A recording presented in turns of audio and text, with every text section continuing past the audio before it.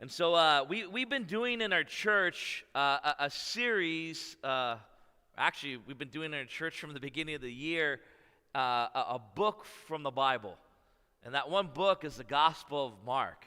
And we've been studying it out, and we're on this journey for the next number of months of just studying out this one book, the Gospel of Mark. And we've been doing a collection of different series through the Gospel of Mark. We did a series we just completed, Changes. And I hope that you felt encouraged by that series that we did. But today we're going to kick off on a new series. And this new series is entitled Small Faith. Small faith. So the next couple weeks, we're not going to talk about big faith or massive faith or epic faith. We're going to talk about small faith. And I don't know if you're like me. Whenever I hear the word faith, sometimes I think of the word like phenomenon, or like sudden, or at once, or there's times where I feel like, some people look at faith as some type of wonder or sign or some event that took place. And don't get me wrong, I love all those parts of faith. I think faith is epic. I think faith is awesome. I think it's sudden and immediately. But I've discovered, in my life over and over again, I don't know if you've felt the same, but faith oftentimes more than not is strength for me to remain patient. Patient. Don't you love that word, patient?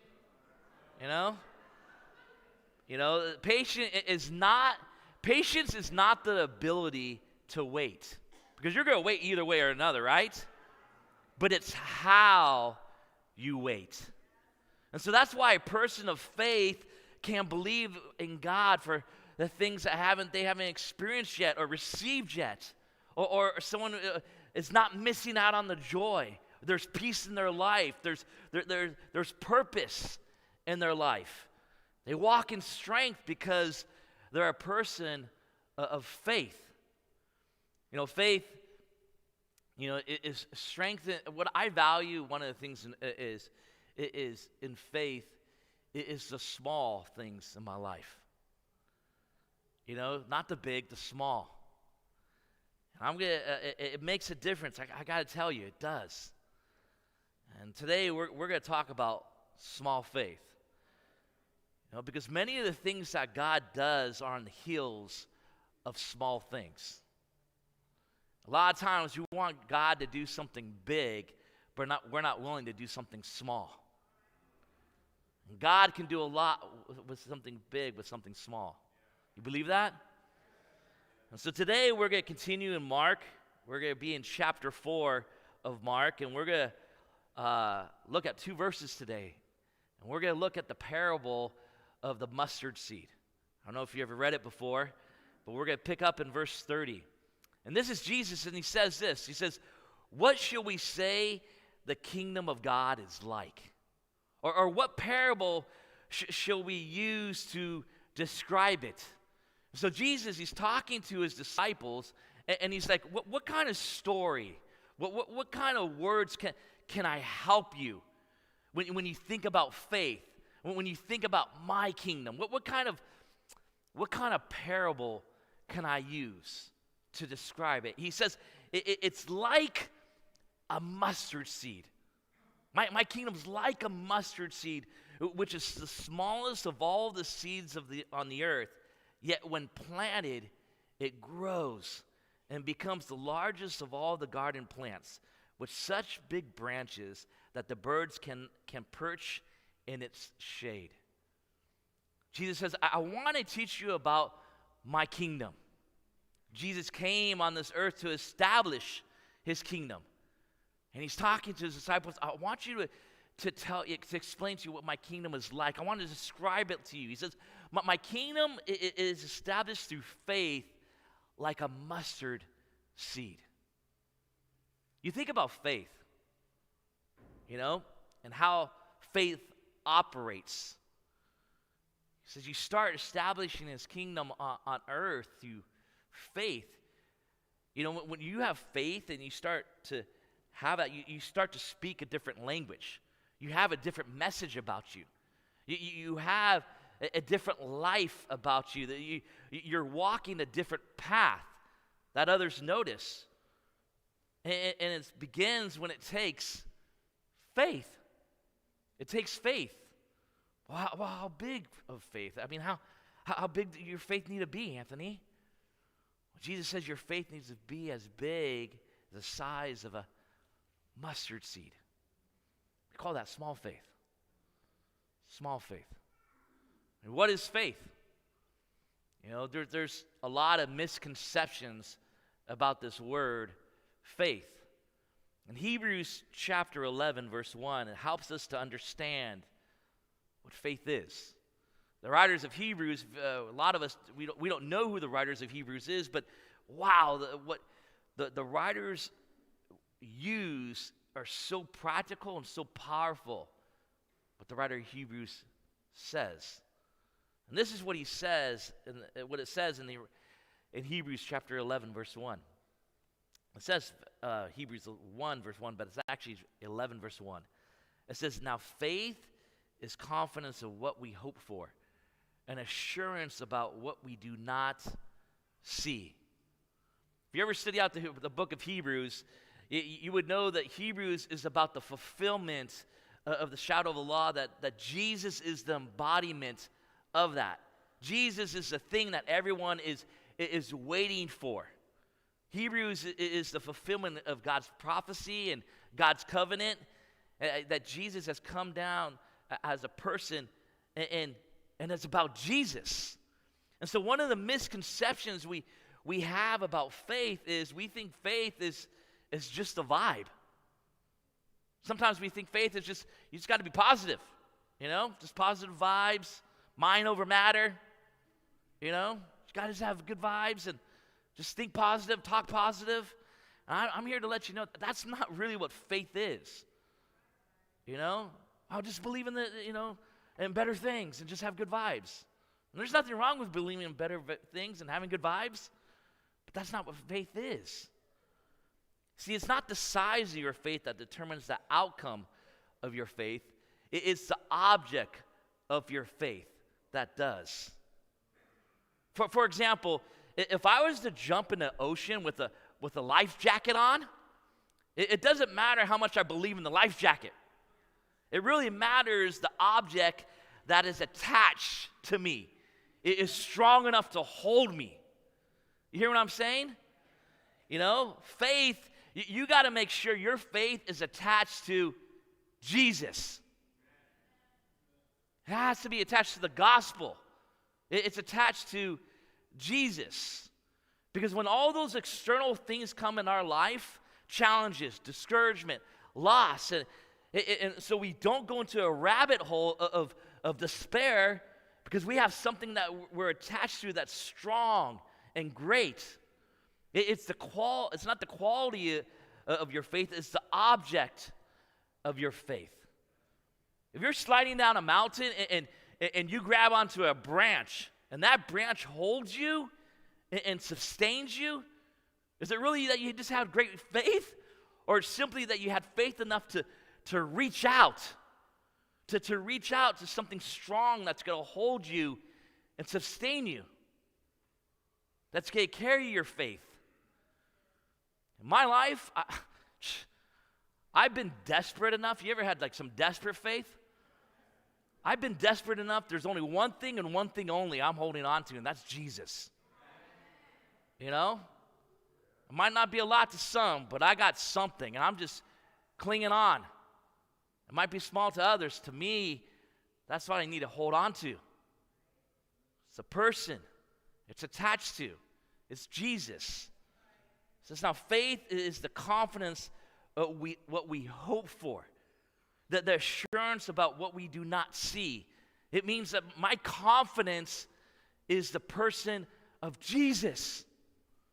There's assurance that one day when I leave this earth, I'm going to see Jesus face to face, and he's going to say, well done, good and faithful servant.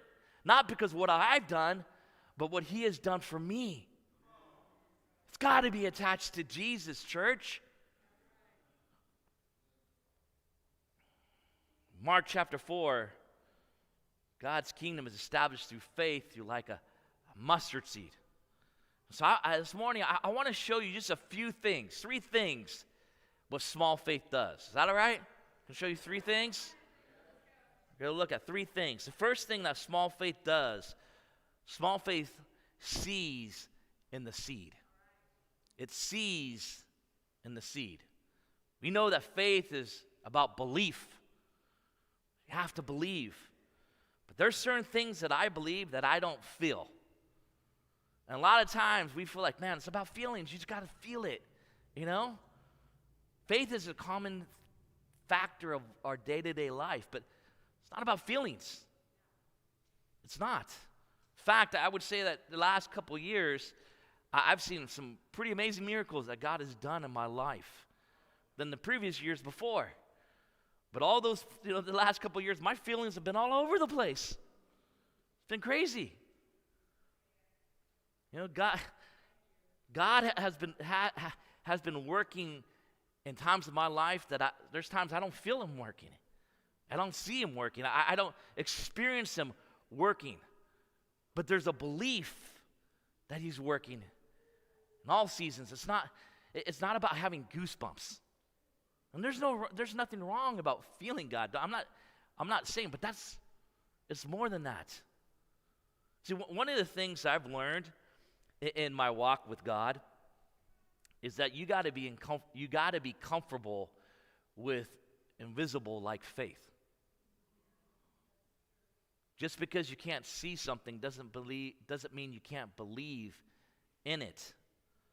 Like I firmly believe in God, but I haven't tangibly, physically seen God. And you might be here for the first time thinking, Anthony, that's unreasonable. How can you even do that? Well, is it unreasonable to believe in the wind? Have you ever seen the wind? Well, no, I've really never seen it, but you experienced it. You witnessed the effects of it. Some of us have actually testified its power. Just because you can't see it doesn't mean you can't believe in it. It's kind of like Wi-Fi, Faith is, I don't want to say faith is Wi-Fi. I don't even want to go there. But it's kind of like Wi-Fi if you think about it. We have Wednesday nights, we have community group over at my house. And community group is just a group of Christians, sometimes non-Christians, that come to my house, and we just talk about God and our faith journey and our life journey. And a couple of months back, someone came up to me in our group saying, hey, can I use your Wi-Fi? Can I get your Wi-Fi password? You're a good friend when you're handing out your Wi-Fi password to people, right? And so I was like, sure, because they had to send like a file to their job or something like that. So I give them my password, and for some reason it's not working. And they're trying. We're like 5 minutes trying to figure things out, why it's not working. And finally we got it to work, but it kind of dawned on me, like, I've never experienced before where someone's just like trying to connect the Wi-Fi, and it's like, okay, I stop, I give up, I don't believe in Wi-Fi, I don't believe in the internet. I've tempted, many times, and I can't connect, and so many times I just fall short of it. I'm disappointed, it's not happening fast enough, and, as long as I expected, and so I just give up on Wi-Fi. No, it's quite the opposite. You don't stop until you get connected. There's some people here that are in church that have more faith in Wi-Fi than in Jesus. Just because Jesus didn't show up in the same time frame that you wanted him to show up, just because you're disappointed on the faith journey doesn't mean you just don't give up on Jesus. You keep trying. You keep attempting. You keep believing. Just because you can't see it doesn't mean he's not there. Faith is a great metaphor for Wi-Fi. Though you can't see it, it has the power to connect to what you need. That's what faith is. Though I can't see it, it's real. and I can have access to it. And it can activate and connect me to a living, breathing God. A God who answers my prayers. A God who fulfills my soul. A God who gives me purpose, who fights my battles. A God who's there for me. You know, I heard Mike share this. I'm gonna quote the same thing that you used, Mike. Where are you? You know, God is. I remember him saying this one time. God is better than Google, by the way. You know, some of you guys are Googling stuff that only God can answer. It's true. It's crazy. We put so much faith in Wi-Fi. And we keep on trying, but we go one day without feeling God, and we're like, He's left me. You know? Why has God moved away from me? It's far from the truth that God's presence is still there. You know? Matthew 17, verse 19 is another example. Jesus shares about a mustard seed. He's talking to the disciples, and actually the disciples come to Jesus in private, and it says they asked him, why couldn't we drive it out?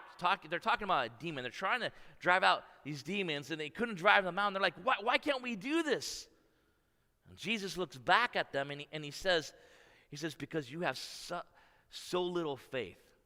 Truly, I tell you, if you have faith as small, there it is, small as a mustard seed, you can say to this mountain, move from here to there, and it will move. I love this. Listen to this. Nothing will be impossible for you. Jesus chapter 4, we see the kingdom is like a mustard seed. Here in Matthew, it says it's size. The faith is size as a mustard seed.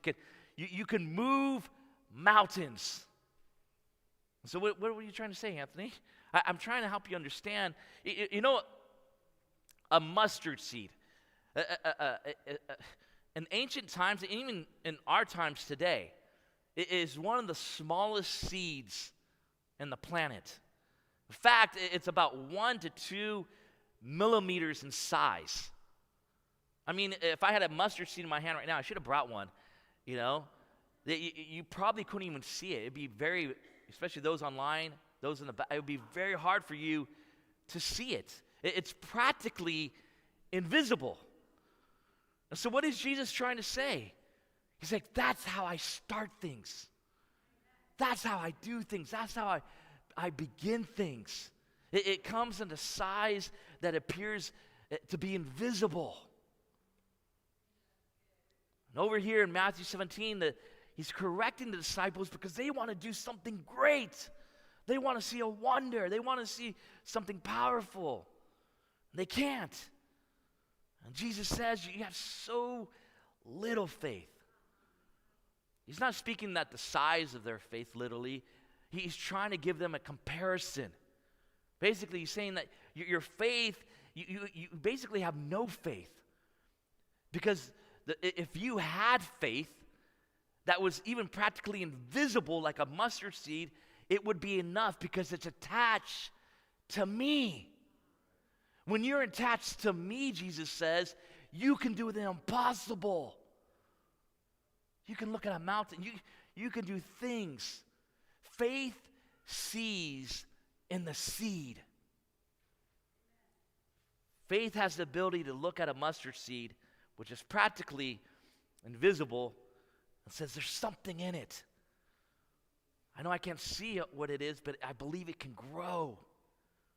Small faith sees in the seed. What do you see in the seed in your career? What do you see in the seeds of your children? What do you see in the seeds in your spouse, in your dreams? What do you see in the seeds of our church? Because small faith, it's not the quality, it's the object of faith. What is it attached to, church? Point number 2. I love this. Small faith works in the dirt. It works in the dirt. So faith sees in the seeds, but faith works in the dirt. How many of you know that the seed has potential, but only once it's planted in the dirt? See, the seed by itself doesn't have any value. It's only when it's planted that it can actually grow. It can actually flourish. And what I love about Mark chapter 4 verse 32, he says, yet when planted, it grows and becomes the largest of the garden plants. Yet when planted, it grows.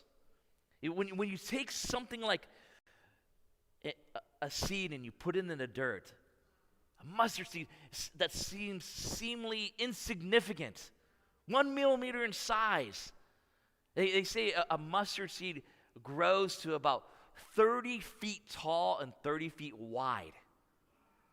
This little thing becomes so large, yet when planted. I mean, that's the key phrase right there. Yet when planted. Your gifts are small, yet when planted. Your dreams are small, yet when planted. Your resources are small, yet when planted. What does planted mean? Planted means that you take what you have and you release it and you surrender it over to God. You say, God, I'm going to trust you with a lot, and you're going to use it for your glory. Well, what does planted feel like? Well, yeah, it feels like dirt, right? It feels like dirt. You see, just in the same way the seed has potential, the dirt has purpose. It has purpose. You know, I wonder, I know this is kind of weird to maybe even think this, but I've been a Christian since I was 19 years old, and read the Bible, since I was 19 years old, and you see all these metaphors about agriculture, and often I wonder if the seed could speak. I don't know if it's weird for me to think that, but if the seed could speak, this little mustard seed, what would the seed say? Practically invisible, right? A little speck on the earth, dug in a hole, planted in the dirt. Would the seed say it's enjoyable? How does it feel like that in the darkness, seed? You enjoyable? You feel comfortable? Having all the weight on you, little seed? Something tells me the seed would say, no. It's not enjoyable. No, it's not comfortable in this moment. Actually, it's pretty dark here. I feel kind of alone. I feel like life is weighing down on me. I have no idea how I'm going to spring up, but I have confidence. I'm a seed, and I'm not allowing life to bury me. Instead, I'm planted. It's only a matter of time where I'm going to let the dirt do the work. I'm going to grow. I'm going to grow. But I got to let the dirt do the work. What is dirt? Dirt can represent so much for so many of us. Some of us are out here and you're like, I just need great faith. I just need some massive faith. Maybe you need small faith. Small faith is to look in your situation and say, wait a minute, I'm not going to give up because there's some dirt in my life. I've got faith. I just got to let the dirt do the work. I need the dirt. The dirt has purpose. The dirt has purpose. Dirt could represent so many things to so many different people. It could represent pain. It could represent challenges. It could represent loss, obstacles, weakness. It could represent mistakes, the pressure of life, the weight of life. And if we're not careful, we can go, in a season where you're in the dirt, and we say, God, rescue me, get me out of the dirt. And maybe we should be praying, God, let the dirt do the work. Because the seed, unless the seed doesn't have dirt come on it, it's not going to grow. It's not going to flourish. The dirt has purpose in your life. The dirt refines your character. The dirt teaches you what you need and actually need to believe about God. Don't run from the dirt. Lean into it. Let it define you. Let it develop you. What God's called you to be. Faith works in the dirt. The dirt has purpose, just like the seed has potential. Faith, it sees in the seed, and faith works in the dirt. The last thing that small faith does, it rejoices in the harvest. If you're here now, I just want to encourage you, let the dirt in your life help you so it can bring you to a place of harvest. The harvest is awesome. The harvest is where you grow. The harvest is where you see production. The harvest is where you want to be. Right, church? But if you're not careful, you'll live your whole life going, I want to get to the harvest. I want to get to the harvest. I want to get to the harvest. And you miss out what God is doing in you. Talking about development. The seed has potential. The dirt has purpose. And oftentimes we just want to skip both of them and just say, get me to the harvest. I just want to get to the harvest. Forget all that. I just want to get to the harvest, the fruit of everything. But you have to understand, you don't travel to the harvest. The harvest comes to you. The harvest is the result of the planting, the result of you believing, the result of you releasing, the result of the sowing.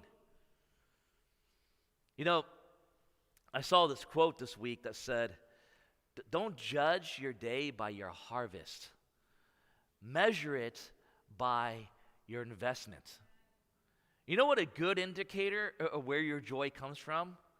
It is to see that it's not the harvest that makes you happy, but the investment day in and day out, your investment in Jesus. That's the thing that should sustain you. It's Jesus. And a lot of times we think it's the harvest. That's just the reward. We get that, then I'm going to be satisfied. And really, the reality is your investment day in and day out with Jesus. You being attached to Jesus. Jesus says in verse 32, he says, yet when planted, it grows and becomes the largest of all the garden plants, with such big branches that the birds can perch in its shade. It's just a picture of a harvest, that the seed's planted and now it grows so large. And I don't know if you caught this little verse that I just highlighted. It says that the birds can perch in the shade.